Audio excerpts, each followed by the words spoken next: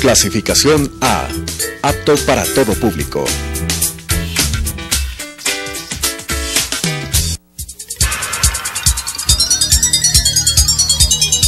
Las opiniones vertidas en este espacio por la producción y dirección del programa son de exclusiva responsabilidad de sus autores y de quienes intervienen en ellos.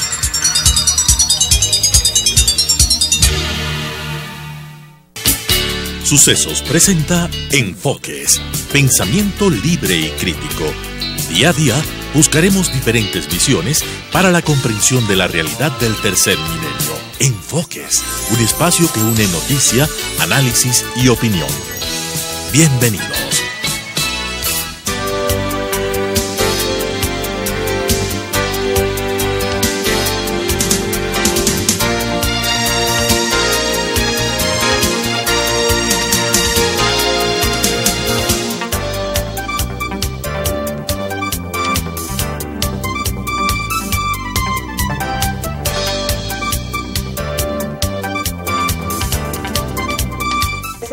Con nosotros. En este momento damos la bienvenida al economista Diego Peña Herrera. Él es gerente general de Know Research, quien nos presentan un informe sobre la situación bancaria. Diego, ustedes hablan del rol de la banca en el tema de emprendimiento. ¿Cómo analizar lo que está pasando? ¿La banca está apoyando a los emprendedores en el país? ¿Cuál es la situación actual con el informe del primer semestre del año 2016? Muy buenos días, muchísimas gracias por la entrevista. Nosotros hemos realizado un estudio en julio de este año donde analizamos diversas cuestiones, entre ellas la economía del país, y hemos también hecho un análisis sobre el rol de la banca en el emprendimiento, enfocado más, o el rol que podría tener la banca en el emprendimiento, más en un tema de cómo están los emprendedores en el país, ¿no es cierto? Y aquí observamos que hay un alto deseo por emprender en el país, y que la banca podría tener un rol importante en este caso. El deseo de emprender está. ¿Qué ocurre con acceder a recursos y con mantenerse en el emprendimiento? Porque de todos los análisis que hemos tenido acá, se habla de que difícilmente pasan el primer año de vida. ¿Cómo lograr emprendedores exitosos y que además que sean sostenibles y perdurables en el tiempo? Exactamente, está muy bien lo que usted indica. Los índices de fracaso de los emprendimientos son muy altos. En este caso nosotros podemos ver que para tener éxito en el emprendimiento se requiere motivación, y por otro lado también vemos que los emprendedores están buscando acceso a créditos. De lo que se ha analizado, la mayor parte de estos créditos, más del 60% de estos créditos necesarios están por debajo de los $10,000, lo que permite que sea un poco más viable la adjudicación de estos créditos. Esa es la necesidad. ¿Cuál es la respuesta del sector financiero? La banca está dando créditos menores a 10,000, pensemos en rangos de 1,000, 5,000 y 10,000 dólares. Nosotros en la encuesta hemos medido la búsqueda de créditos, pero no hemos entrado a un análisis de qué tipo de crédito está destinando la banca. Pero sí es importante destacar que hay bancos que están enfocados en generar y apoyar a la microempresa y los pequeños negocios. Y en todos estos procesos que ustedes analizan, dice, los ecuatorianos quieren ser emprendedores, buscan diferentes tipos de financiamiento y buscan apoyo, lógicamente, en instituciones financieras. ¿Qué ocurre con otras prácticas? ¿Hacia dónde queremos ir los ecuatorianos con nuestras posibilidades de emprendimiento? ¿Hay alguna área de negocio que tiene mayor interés por parte de los emprendedores? Exactamente, justo les hemos preguntado cuál es el negocio que quisieran emprender, y encontramos que casi un cuarto de esos entrevistados nos comentan que quisieran algo en el sector comida, restaurantes, comida rápida. Ese es el mayor foco del emprendimiento. Después, venta de accesorios, productos electrónicos con un 8.2%, y tienda de ropa sería un 6% adicional. Esos son los tres ámbitos más importantes.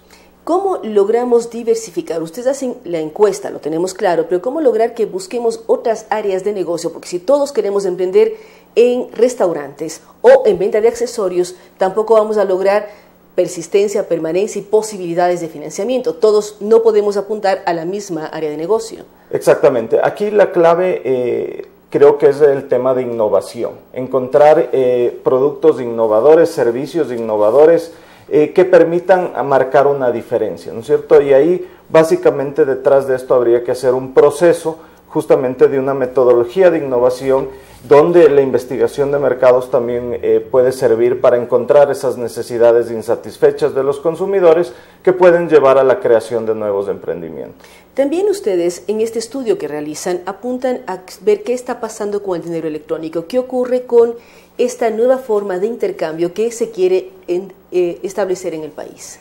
Al dinero electrónico le hemos hecho un seguimiento luego de 2 reportes, el primero fue en abril y ahora en julio, y observamos los mismos obstáculos para su adopción. El primero de ellos, un bajo nivel de conocimiento. Aquí tenemos que tomar en cuenta que un 60% de los entrevistados dicen que no conocen nada o conocen muy poco sobre dinero electrónico. Por otro lado, ¿en qué universo trabajan ustedes? Usted habla de un 60% de entrevistados. ¿En qué partes del país entrevistan y a cuántas personas encuestan? Nosotros hemos encuestado a 600 personas, 300 en la ciudad de Quito y 300 en la ciudad de Guayaquil. Esto nos brinda una muestra bastante representativa de la realidad nacional. Por otro lado, el segundo obstáculo es la predisposición a utilizar. 7 de cada 10 entrevistados nos dicen que no realizarían pagos a través de dinero electrónico. Y por otro lado, un 76.6%, es decir, casi 8 de cada 10 entrevistados nos dicen que no estarían dispuestos a recibir pagos a través de dinero electrónico. Y finalmente, vemos que un 8 de cada 10 no recibiría pagos por dinero electrónico. Exactamente. Y finalmente vemos que 6 de cada 10 entrevistados no confían en este sistema de pago. Entonces, como podemos ver, hay 3 fuertes obstáculos que están impidiendo la adopción del dinero electrónico. Entonces, ustedes como analistas no ven que exista posibilidades de que el dinero electrónico sea una moneda de cambio dentro del país. Por una parte, el 80% no quiere recibir pagos, el 60% no confía y un porcentaje alto desconoce del tema. Exactamente. Y más que nada, las cifras son muy similares a las que encontramos en abril. Entonces, cualquier mecanismo que haya hecho el gobierno para lograr la adopción de este mecanismo de pago no está teniendo efecto. Y si las cosas continúan así, me atrevo a decir que no va a lograrse la adopción deseada. La información que ustedes obtienen a través de encuestas, ¿a qué sectores la distribuyen? ¿Cómo son analizados y utilizados por los diferentes sectores? Nosotros obtenemos esta encuesta de personas de nivel socioeconómico medio. Eso va desde el nivel socioeconómico medio bajo hasta el nivel socioeconómico medio alto. En ese campo tenemos aproximadamente un 80% de representatividad de la población, ya sea de Quito o de Guayaquil. Esa es la muestra encuestada, pero ¿a dónde entregan la información? ¿Qué empresas utilizan la información que ustedes la producen, analizan en base a las encuestas? Nosotros como Know tenemos una filosofía de que las decisiones las empresas las pueden tomar mucho mejor en base a información. Entonces, este tipo de reportes están abiertos a suscripción de diferentes empresas de distintos sectores económicos que creen que esta información les permitirá a ellos tomar mejores decisiones. Muchísimas gracias. Gracias a Diego Piñerrera. Recordamos que es el gerente general de Know Research. Ellos acaban de presentarnos el Know Bank, en donde hablan de 2 temas. Uno, la importancia del emprendimiento en el país, que muchas personas quieren emprender y están buscando acceder a créditos. Hay formas de trabajar con ellos. Nos preocupa que todos apunten a la misma área de negocios, pero es bueno estar informados. Y por otra parte, el tema del uso del dinero electrónico todavía no permea los diferentes sectores sociales del Ecuador. Él habla de que 80% de las personas no quieren recibir dinero electrónico como pago, el 60% no confía y la gran mayoría desconoce de cómo funciona. Gracias nuevamente a Diego Piñerrera. Vamos a una pausa y regresamos con la nueva entrevista.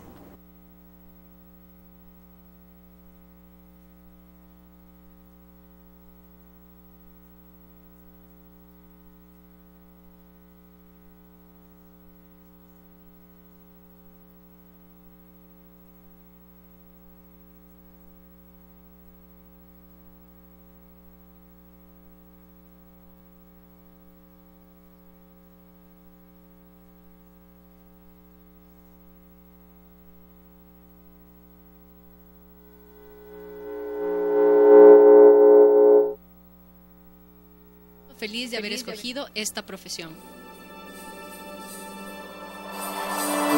Es ponerme retos todos los días, no desmayar ante las dificultades y seguir haciendo las cosas bien en el aula.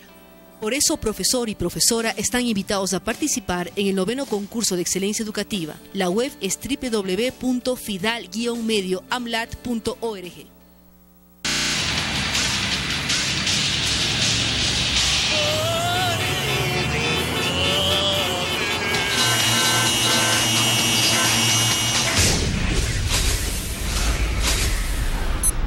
Tómelo con calma.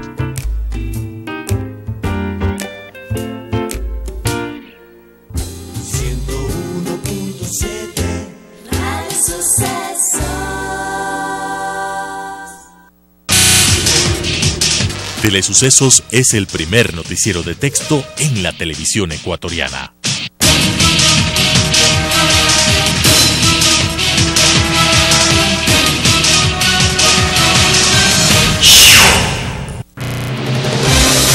¿Sabía usted que el 31 de diciembre de 2016 toda la televisión de las ciudades de Quito y Guayaquil deberá estar en el formato digital? Pero no se preocupe, Telesucesos ya es digital. Sintonícenos en el 29.1 HD, la televisión que usted merece.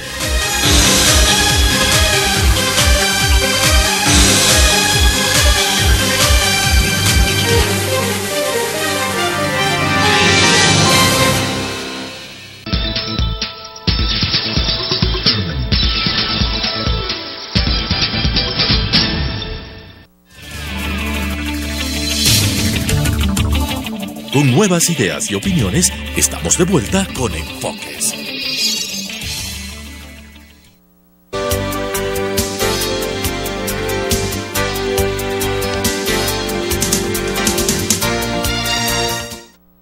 Por continuar con nosotros, damos la bienvenida a María Fernanda Pacheco. Ella es quien lidera el Patronato Municipal San José.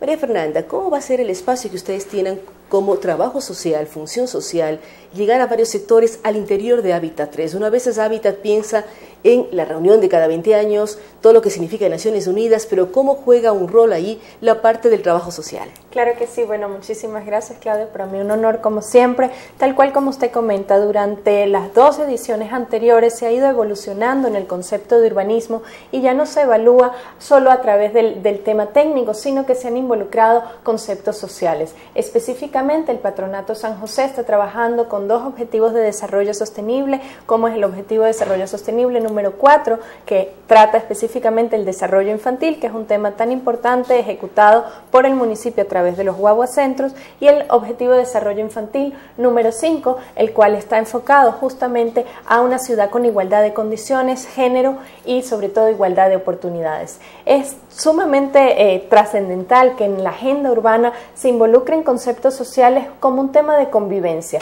Nosotros consideramos desde el municipio que el motor fundamental del desarrollo, de la productividad de una ciudad, viene relacionado por su cohesión social y su solidaridad. La cohesión social justamente es resultado de trabajar por una ciudad con igualdad de condiciones, con igualdad de oportunidades, la cual vea en la diversidad uno de sus mayores potenciales y sobre todo que no genere ningún espacio de discriminación, sino que, como digo, genere una ciudad con igualdad de oportunidades donde nadie se quede atrás.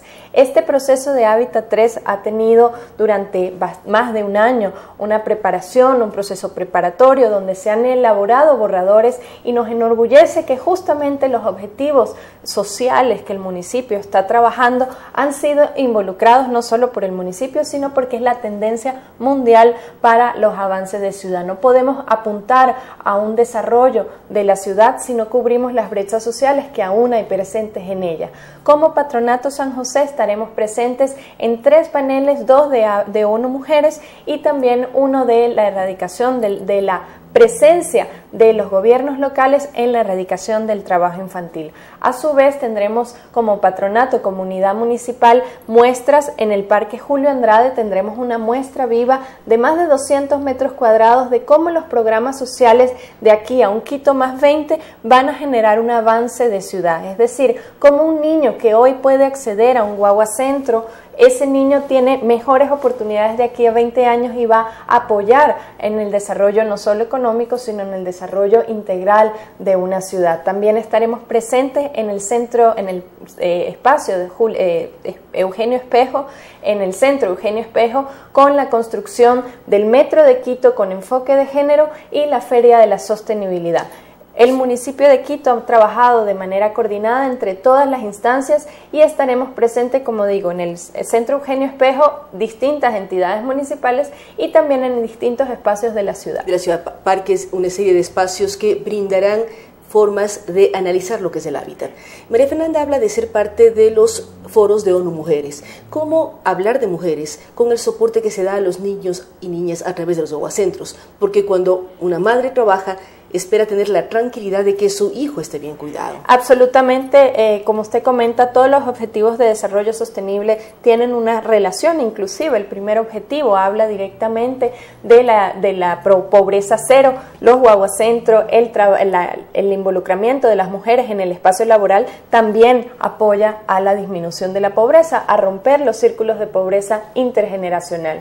Definitivamente los guaguacentros tienen un concepto de igualdad de condiciones, que las mujeres puedan salir a trabajar, pero que también no haya discriminación por aquellos padres que se vuelven responsables de sus niños, o sea, de cuidar a sus niños. Nosotros estamos convencidos que la única manera de disminuir los altos índices de violencia de género en la ciudad es si realmente concientizamos y rompemos paradigmas de cuáles son los patrones de que deben cumplir hombres y mujeres en la sociedad. En la medida que estos patrones sean rotos, en la medida que estos estereotipos cambien en el pensamiento de la sociedad como entidad, como convivencia de hombres y mujeres, definitivamente las estadísticas van a disminuir. Nosotros tenemos el orgullo de haber sido invitados por parte de ONU Mujeres justamente para presentar los avances de Quito en el proyecto Ciudades Seguras para Mujeres y Niños.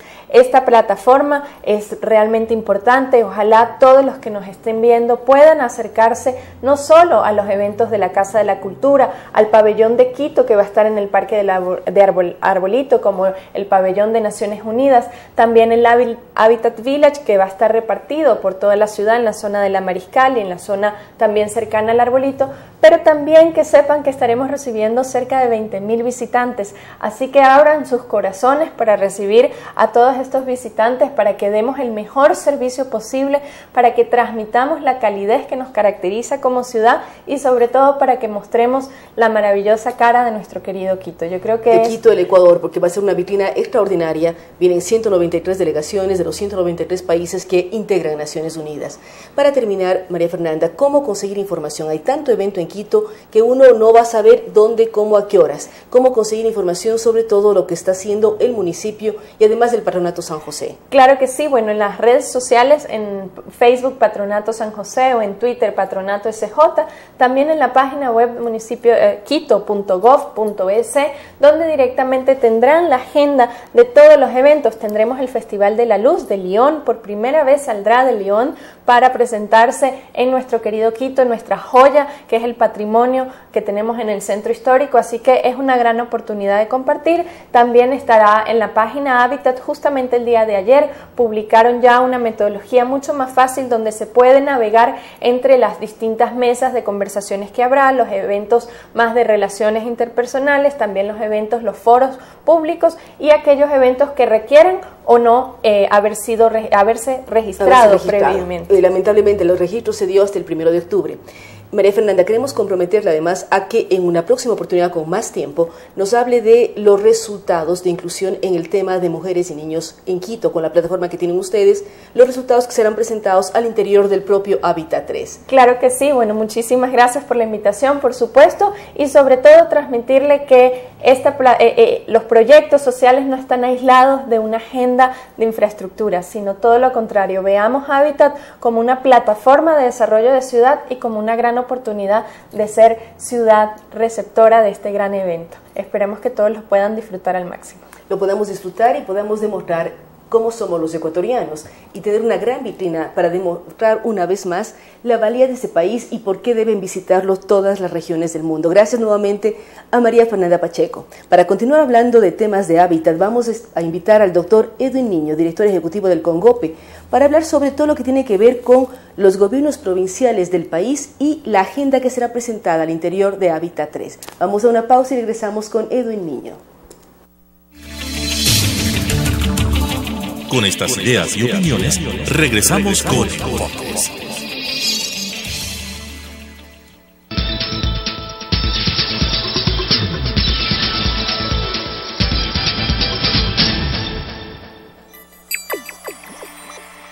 Este concurso ha hecho que mi trabajo como profesora sea reconocido en mi país y en América Latina. Me siento feliz de haber escogido esta profesión.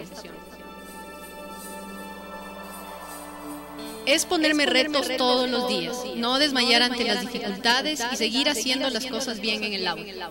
Por eso, profesor y profesora están invitados a participar en el 9º concurso de excelencia educativa. La web es www.fidal-medioamlat.org.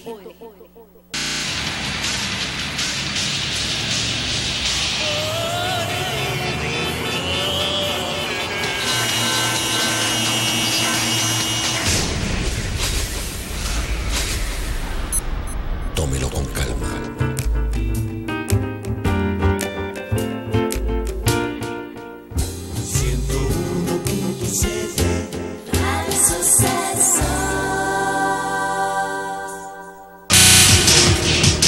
Telesucesos es el primer noticiero de texto en la televisión ecuatoriana.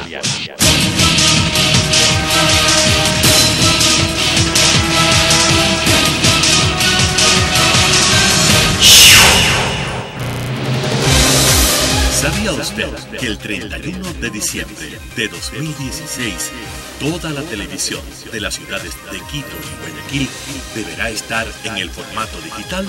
Pero no se preocupe, Telesucesos ya es digital. Sintonícenos en el 29.1 HD, la televisión que usted merece.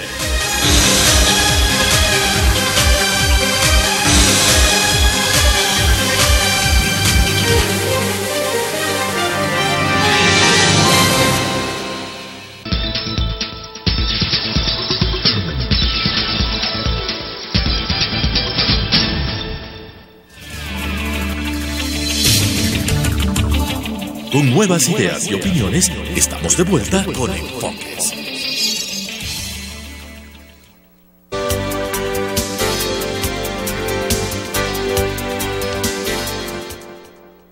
La bienvenida al doctor Edwin Niño. Recordamos que él es el director ejecutivo del CONGOPE. Con él vamos a hablar sobre el papel de los gobiernos locales, en este caso los gobiernos provinciales, al interior de la Agenda de Hábitat 3. La Agenda de Hábitat 3 habla de cómo vivir mejor en ciudades, cómo tener espacios, lugares, tomando en cuenta además que la mayor parte de la población del mundo vivimos en ciudades. ¿Cómo están ustedes trabajando dentro de esta agenda como gobiernos provinciales? Contextualicemos un poco.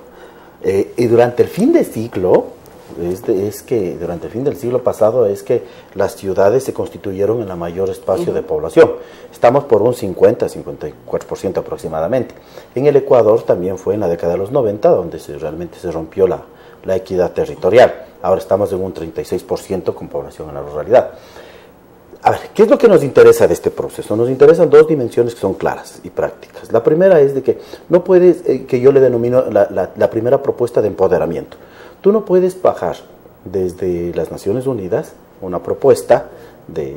Nosotros entendemos que las Naciones Unidas es la representación de estados, por ende de gobiernos nacionales, pero no puedes bajar una propuesta para ciudades, a los gobiernos locales y decirles, esta es la agenda que ustedes la van a hacer los próximos 20 años. Sería muy simple, se habría erradicado el hambre del mundo, la pobreza del mundo, la educación, porque si no hubiera la Declaración de los Derechos del Hombre y del Ciudadano en los años 40 y 50, no habría problemas de derechos humanos. Recuerda que la agenda la agenda de Estambul en 1996, ¿no? La segundo hábitat ya trató el tema de las ciudades y el tema de los servicios básicos, ¿no? ¿Qué importancia sería muy lindo que tiene Naciones Unidas tenga varita mágica, decida y se cumpla? ¿Por qué yo le llamo del empoderamiento? Porque si a esto no le haces que se empodere, a esta agenda no le haces que se empodere los gobiernos locales y la ciudadanía, no se va a cumplir. Definitivamente va a ser una declaración de principios. Por eso es importante que en esta agenda participen las ciudades, los gobiernos, la ruralidad. Ese es el primer planteamiento, o sea, tiene que ser un proceso participativo. La agenda en sí ya recogió algo de la participación, pero sigue hablando de los gobiernos locales subnacionales, hablemos para entender los niveles en el mundo, ¿no? No todos tienen prefecturas, alcaldías. Los gobiernos subnacionales, ellos siguen hablando de que de que hacemos un aporte. No hacemos un aporte, los gobiernos locales construimos la ciudad. Hacemos la ciudad y además buscan el equilibrio entre el campo y la ciudad, como es el segundo punto. La labor de ustedes. Inteligentemente me pones en el segundo punto de la dimensión segunda que nosotros la planteamos. No puedes, les llamo la dimensión del territorio, como la una era la del empoderamiento, la otra es la del territorio. No puedes tú pensar el territorio, ¿no?, sin la integralidad. No puedes pensar la ciudad sin la ruralidad, y son tres elementos básicos: la ciudad, lo rural y la forma como se articula, ¿sí? Hay autores que te hablan de la forma de articulación entre la ciudad y lo rural, te da la visión de desarrollo que tiene una sociedad. Y son interdependientes, la una depende del otro, o sea, no podemos, ni quien vive en el campo no querer saber nada de la ciudad, ni quien vive en la ciudad olvidarse del campo. La ciudad es del mercado para el campo, ¿no? Y el campo es el productor de una serie de elementos para la ciudad. Imagínate tú, pongamos dos fenómenos, te voy a poner en ejemplo. Imagínate tú la fila de un cajero automático. Yo comienzo y empujo. Tú empujas al siguiente y todos nos empujamos y terminamos nadie utilizando el cajero automático. O el bus, ¿verdad?, con un gran maltrato. ¿Qué pasa cuando la ciudad se horizontalmente y no verticalmente? La ciudad se expande y presiona a las parroquias. Las parroquias siguen empujando a la frontera agrícola. La frontera, porque la ciudad necesita alimentos, no es que ha dejado de necesitar. No es que porque construyes urbanizaciones dejas de necesitar alimentos. La frontera agrícola le presiona a las zonas de reserva. Entonces tenemos ganado en los páramos, ¿no? Tenemos el Paso Ochoa ya afectado por procesos agropecuarios, ¿no? Pero si nos preguntamos por qué, porque las parroquias del Valle de los Chillos, por ejemplo, ya están tan presionadas con la extensión de Quito, ¿no?, que ya lo que hacen es sectores dedicados a la producción agropecuaria, ahora son espacios para urbanizaciones y para producción. O si uno piensa en el sur de Quito, también piensa en Guamaní, el Ecuatoriana, la ciudad del Ejército, hasta hace no mucho eran haciendas. Imagínate eran tú, fincas productivas. ¿Qué le separa a Quito del Cantón Mejía? Un paso peatonal, no es una calle. Un letrero que dice bienvenido a Mejía. Y ya, imagínate que ya no solo presiona a Quito a sus barrios ni a sus parroquias, ya le presiona a otros cantones. Y lo mismo pasa con Guayaquil, lo mismo pasa con otras ciudades. Las urbes. ¿Cómo hacer una reevaluación de lo que pasa? Porque la pregunta, hemos crecido horizontalmente. El otro día también estuvo aquí, el día lunes, Augusto Barrera dice, el problema es que hemos crecido de manera horizontal y de manera desordenada. Claro. ¿Cómo logramos ordenarnos para recibir la Declaratoria de Naciones Unidas y empezar a mirar con otros ojos cómo deben ser las ciudades? Estás clara de la película. Nosotros tenemos otro espacio de participación que se llama el hábitat alternativo, que está Flaxo, Fernando Carrión, la Universidad Central, con GOPE, por ejemplo, en donde estamos discutiendo, y hay unas tesis interesantes. Hay una tesis que se denomina volver a la ciudad construida, ¿sí?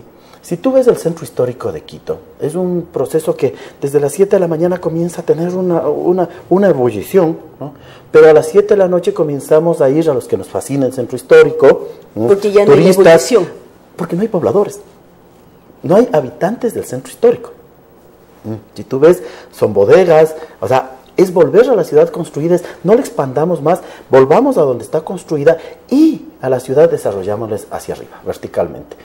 Lo que necesitamos, ¿te imaginas cuánto se ahorra un municipio en vez de extender una línea de alcantarillado 5 kilómetros que tiene una urbanización horizontalmente, ¿no? ¿A cuánto es verticalmente? Es un problema de succión, de bombas y está solucionado un edificio de 20 pisos, ¿verdad? Entonces tenemos que regresar a tenemos que volver a un proceso de construcción de la ciudad, del conglomerado humano, con todos los derechos. Eso se está tratando en hábitat alternativo, ¿no? No solo en el hábitat de las Naciones Unidas. En este hábitat, aquí estamos tratando, por ejemplo, el derecho a la ciudad, que es una cosa básica, ¿sí? Yo no quiero ciudades inclusivas que le atraigan con espejos y bolitas de vidrio al campesino a que viva en barrios urbanos marginales. No. El proceso de una ciudad incluyente es una donde tú y yo podamos compartir el espacio físico, donde nuestros hijos puedan estar en un espacio físico, ¿no?, seguro, el tema de la seguridad, el tema de la movilidad, el tema todavía complejo. Yo no quiero caer en una discusión si modelos exitosos o no, a favor o en contra. Tú puedes decidir hacer parques, ¿no? Ruedas moscovitas, ruedas, lo que quieras puedes decidirlo como autoridad. Para eso eres autoridad, ¿sí? Esa es tu autonomía. Pero lo que sí es una obligación es que no puede haber todavía en el siglo XXI ciudades con menos del 40 y 50% de dotación de servicios. ¿Ah? No es el caso de Quito, por ejemplo, ¿no? Es el caso de otras ciudades en América Latina y en América Latina, en el mundo. ¿Cómo o sea, no trabajar en esta agenda que ustedes dicen, empoderando a los ciudadanos, empoderando a las autoridades locales, que es la parte fundamental? ¿Cómo ir logrando planificar y que los ciudadanos aceptamos las cosas? Porque todos decimos, queremos más parques, pero si nos topan el vecindario, reclamamos. Si me topas mi calle, no. No queremos. O si por A, B o C tocas mi propiedad, también protestamos y protestan todos los demás. Claro. Es decir, ¿cómo ir trabajando esto en equipo? Porque necesitamos más áreas verdes, ciudades más verticales, rehabitar o repoblar el centro histórico, pero también con ciertas condiciones. O sea, quienes quieren o queremos ir a vivir en el centro histórico, necesitamos ciertos tipos de facilidades, por ejemplo, en transporte.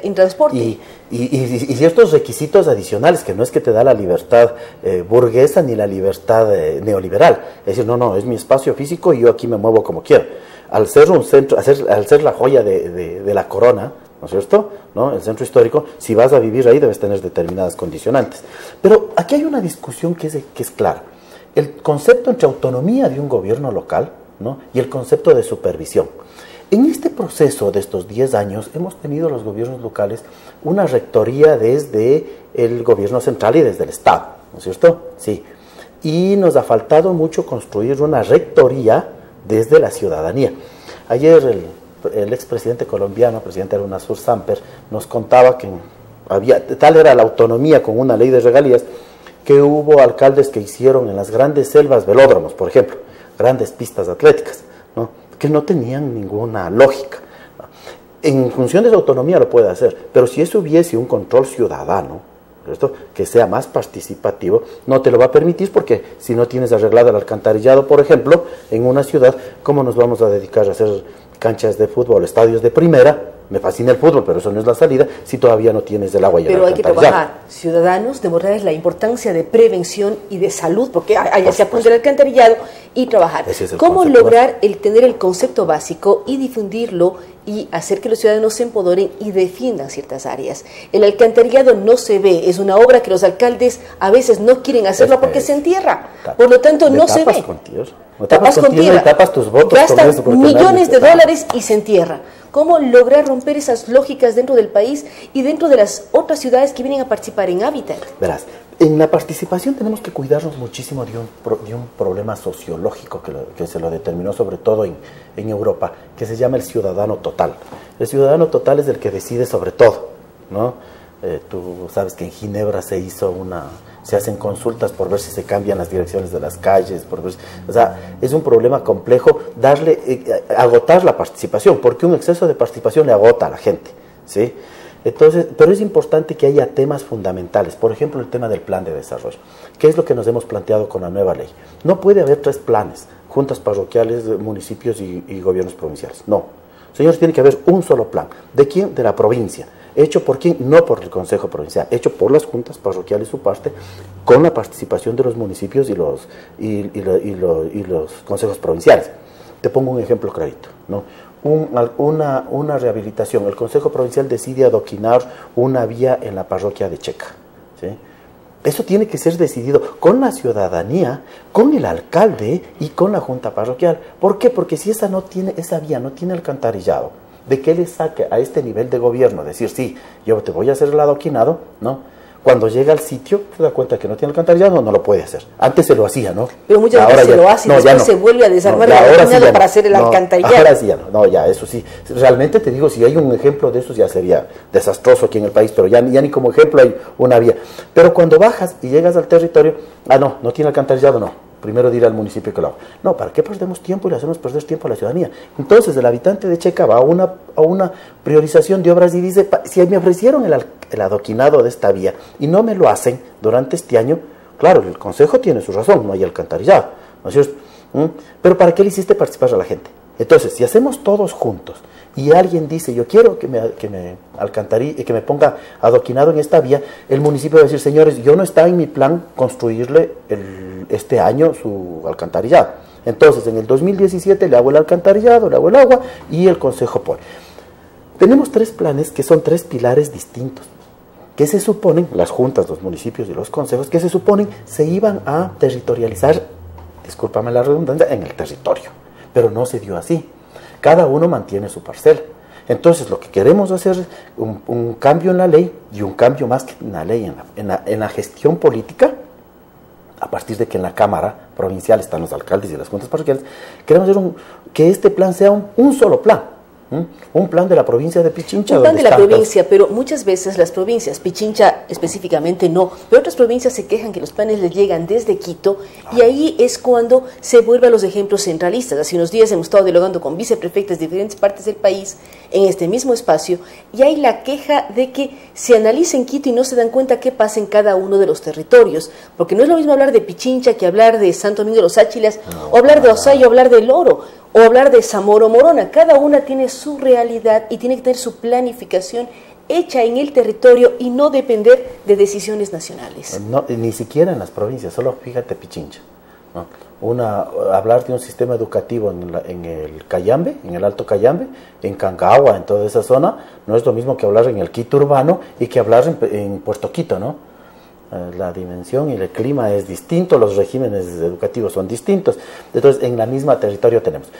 No es mucho realmente ya el tema de que desde Quito se decidan los planes. Desde Quito a veces hay algunas influencias, no hablemos desde Quito, hablemos desde la centralidad. Porque sí, mucha gente, aunque estemos en Quito, las provincias dicen Quito viene del verbo quitar. No, Quito viene de los quitos. Pero en son de broma o en son de crítica, es que el tema es complicado desde las provincias. El problema del centralismo no es un problema geográfico, ¿no? En el Ecuador no existe un problema geográfico, no existe un centralismo. Si quisiésemos hablar, podríamos hablar de bicentralismo, porque las provincias de la costa sienten lo mismo hacia Guayaquil, ¿no? Y hasta un tricentralismo, ¿no? Tanto con el tema de Cuenca, ¿no? Recordemos una cosa clara: ¿por qué no se pudo dar paso a los procesos de regionalización que estableció Semplades? Eso sí, desde Quito, ¿no? Pues desde un piso de Semplades. ¿Por qué? Porque no hay una confluencia, no hay una comunidad de futuro, ¿sí? O sea, es difícil que las personas del Carchi se sientan identificadas con Imbabura y que la capital en donde la pones, ¿no? Imagínate tú los temas de Zamora, Loja, con relación a la Suay, ¿no? En todos ellos hay una queja que alrededor de la Suay sería un nuevo centralismo. Dentro de la Constitución se hablaba de la nueva regionalización y eso no se da. Ahora, volviendo al tema de hábitat, Edwin, ¿cómo partir luego de hábitat? Porque hábitat la gente está dada. Ustedes están convocando también a este hábitat alternativo en la Flaxo con diferentes organizaciones. ¿Cómo lograr volver a tener un punto de partida en diferentes áreas? Solo 2 cosas, 30 segundos te robo. También hay un hábitat, ¿no?, que es con una parte de Naciones Unidas, con CIFAL, que se lo hace en la Universidad Católica, ¿sí? Hay una serie de exposiciones también adicionales. Y hay una reunión que hacemos de gobiernos intermedios de América Latina bajo el amparo de UNASUR. ¿Por qué? Porque te digo que sería el primer espacio en que una representación estatal, que es de UNASUR, de representación de estados, ¿no?, acoge a gobiernos locales para generar una red, ¿sí? Es interesantísimo el tema, porque por fin vamos a establecer una red amparados en un organismo que podría ser UNASUR. Estamos en la discusión de esto. ¿Cómo y por qué primero? ¿Cómo aterrizar la agenda? Recuerda tú que la importancia de la agenda es como, por ejemplo, no sé si te acuerdas en el 2015 los Objetivos de Desarrollo del Milenio. Luego vinieron los Objetivos de Desarrollo sustentables. Acuérdate del Etiopía y el financiamiento del desarrollo, ¿no? Acuérdate tú lo que está pasando, la COP21. Todos estamos hablando de París 21, de París, ¿no es cierto? ¿No? Y las definiciones ecológicas. Esta agenda, durante los próximos años, vamos a hablar de Quito de 2016, ¿no? Y el tema aquí es básico porque recuerda que los organismos de desarrollo, la cooperación internacional y los mismos gobiernos deberían, tanto los gobiernos nacionales como los gobiernos locales, orientar sus recursos en función de esta agenda. Esa es la importancia, ¿sí? No es un tema académico, no es un tema de un grupo de gente de 35.000 personas que quieren venir a discutir sobre el tema. No, es que después se orientan los recursos en función de esta agenda. Entonces es claro. Marca la cooperación, ¿no? marca Claro, la planificación, marca los objetivos a seguir por las ciudades, entonces, del mundo entero además. En base a esa importancia, ¿qué esperamos? El día domingo, esperamos, luego de la declaración de Bogotá, esperamos entregarle a Ban Ki-moon, secretario general de las Naciones Unidas, ¿no?, una parte de la agenda que sobre todo toca estos temas, ¿no? El derecho a la ciudad, toca el tema de la articulación, la visión territorial, la visión de empoderamiento, ¿no? Fundamentalmente queremos eso. Luego vienen todo este tipo de discusiones alrededor, ya en distintas ponencias, ¿no? En la feria, por ejemplo, que se ha establecido en el sitio central de Hábitat, la Casa de la Cultura, la Asamblea Nacional, ¿no? Ahí tenemos una serie de exposiciones. Por ejemplo, ahí está desarrollándose todo el sistema de construcción de la vivienda rural en Guadúa, que es nuestra propuesta desde los gobiernos locales para el tema de reconstrucción de las zonas afectadas por el terremoto el 16 de abril, ¿no? Y esto me lleva a un nuevo factor que todos los planes y de que esta agenda tiene que considerar. El cambio climático, te lo resumo, ¿no? El cambio climático lo que te genera son vulnerabilidades, es decir, riesgos, ¿sí? O sea, tú, yo, las ciudades se vuelven súper más vulnerables. Guayaquil, en caso del aumento de 1,5 grados más de la temperatura del agua, Guayaquil va a sufrir de inundaciones. Y eso tenemos que ponernos a pensar. Y hay países como Kiribati y otros más, islas del Pacífico Sur, que están en riesgo de desaparecer y están buscando ya dónde ir a vivir. Claro, entonces, pensemos en todas las cosas. Exacto. Uno habla de Guayaquil, pero también debe hablar de Nueva York o debe hablar de la propia Estambul. Te pongo un ejemplo aquí, súper coloquial, súper didáctico nuestro, ¿no? O sea, a nuestro Guayaquil vamos a tener que pensar qué le hacemos, ¿sí? O sea, ¿qué le hacemos a ese Guayaquil? Por eso no hablamos nosotros en Congope mucho, y personalmente yo, de adaptación. ¿Cómo le vas a adaptar a Guayaquil a una zona de inundaciones? ¿No? ¿Te das cuenta el gasto millonario que sería trasladarle totalmente Guayaquil hacia zonas un poco más altas? O sea, estamos hablando de una revolución territorial, no sé, de unas dimensiones, no alcanzo a comprenderlas, ¿no? Por eso tenemos que discutir, ya que nos centramos en el plano ecológico, por ejemplo, el problema de la ciudad. 60% de la contaminación la generan las ciudades, ¿sí? De ese 60%... Pero más de la mitad de la población mundial vivimos allí. Sí, pero además hay una sobrepoblación. Si hay una serie de elementos, contaminación, basura... Pero entendamos una cosa. Pero de ese 60%, el 80% lo generamos tú y yo por la forma de movilizarnos, ¿sí? Es decir, generalmente tenemos la visión de una sociedad consumista del vehículo. Yo te pongo un ejemplo.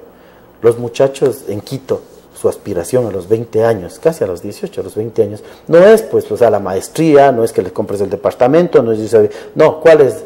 Me pones en un curso y me das el vehículo. Bueno, ahora sí podemos entrar en un largo diálogo sobre los millennials y la generación Peter Pan que ya no quieren carro, que son nuestros hijos de 18 a 20 años. Entonces, quieren maestría y quieren viajar. Hay otros parámetros que se van rompiendo. Es un problema, pero te das cuenta tú económicamente cómo lo estamos midiendo, Quito. ¿Cómo le medimos a la crisis económica que tenemos? Por la cantidad de vehículos vendidos o vehículos no vendidos. Lo que estoy diciendo yo es un fenómeno, ¿no es cierto? ¿Qué es lo que necesitamos?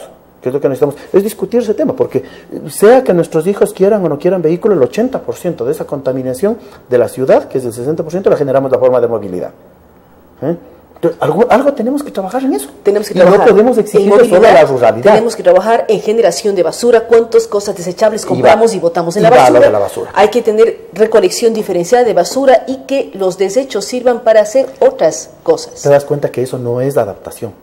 O sea, nosotros, lo que yo te estoy planteando, no nos adaptemos. Si nos adaptamos, le vamos a ver como normal. En economía hablamos de un nuevo punto de equilibrio, hacia arriba o hacia abajo, ¿no es cierto? ¿No? En economía sí, pero aquí en ecología no podemos hablar de adaptación así, porque tú y yo nos vamos a adaptar a una Guayaquil inundada, que parecerá una Venecia, me imagino, no sé si lo verán así.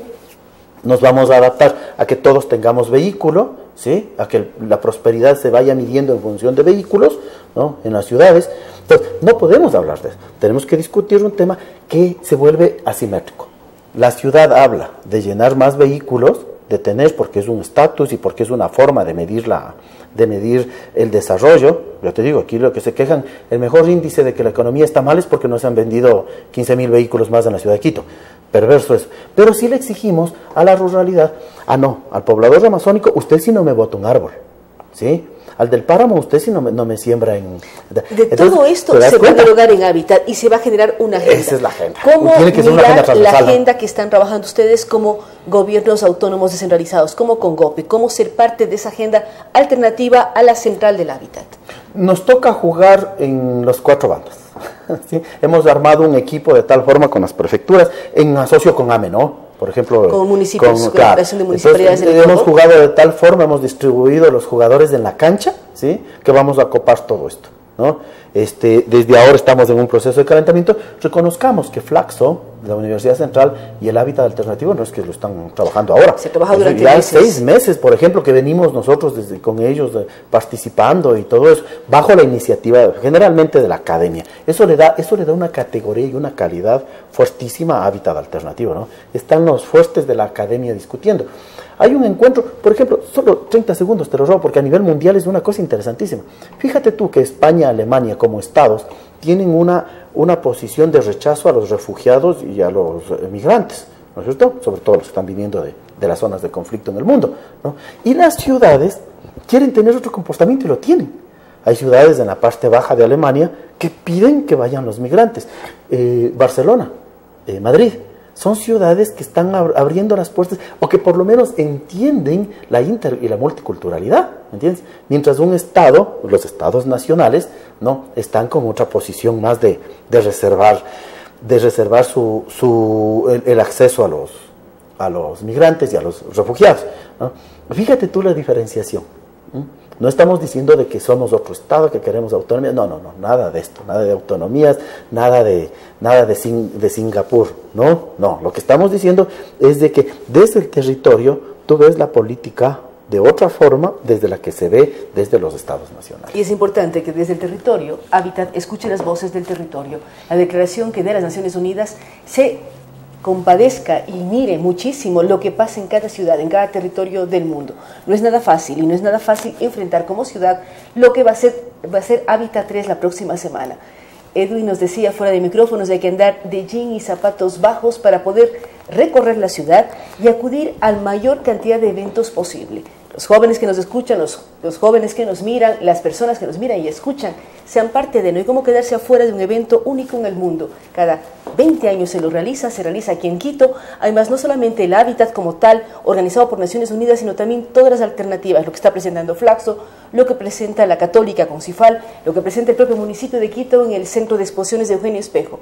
Eventos que van a marcar la pauta de las ciudades en el mundo, los gobiernos locales, para los próximos años. Así es que nuevamente gracias a Edwin Miño, quien es el director ejecutivo del Congope, por estar con nosotros, por incentivarnos más a ser parte de, no quedarnos afuera, sino demostrar nuestro interés sobre en qué ciudades queremos vivir.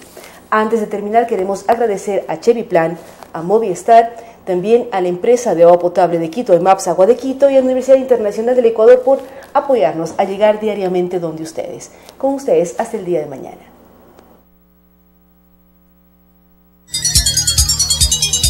Las opiniones vertidas en este espacio por la producción y dirección del programa son de exclusiva responsabilidad de sus autores y de quienes intervienen en ellos.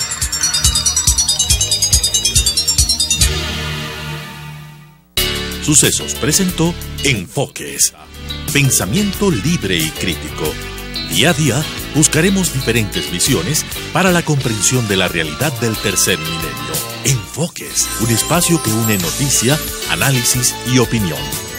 Hasta la próxima.